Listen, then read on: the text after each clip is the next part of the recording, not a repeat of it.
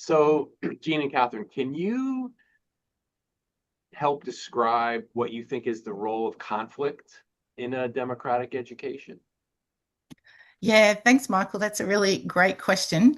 Um, I like to think about conflict, perhaps in a broader sense, as perhaps a contest of ideas.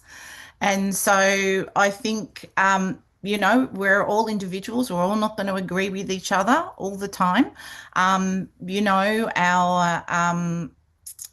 Different cultural contexts, our different experiences will bring a different perspective to an idea.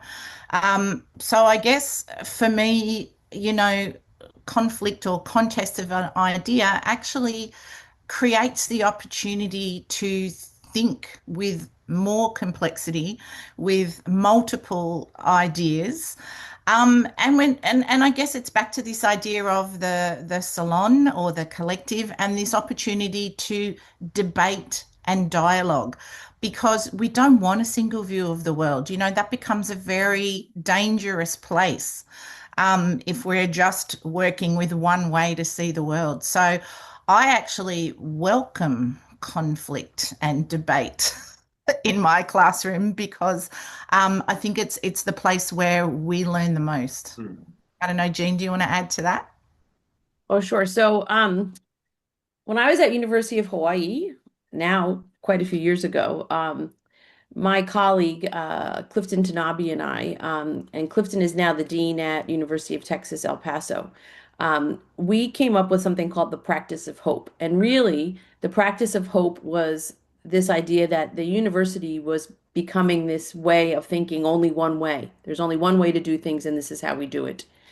And because of that, um, you really had to fall into line. But what happens if you practice hope? What happens if you bring this idea of hope into everything you do?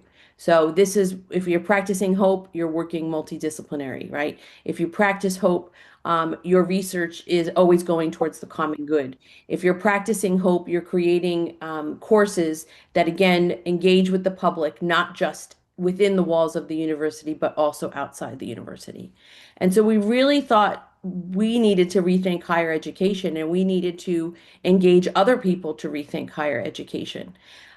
But part of that hope is about the contestant, right? It's about creating the conditions and the spaces for debate to happen and for dialogue to happen, for not always having that same way of doing things. Because as Catherine says, it's very dangerous.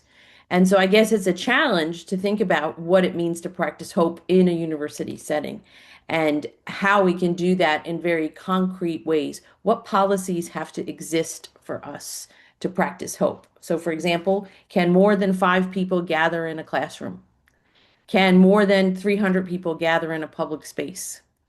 How do we have those dialogues, those debates? We have to create policies and structures that support those things to do that. So it sounds like a very technical thing, but you have to have concrete um, policies and practices in order to support that idea of being able to disagree.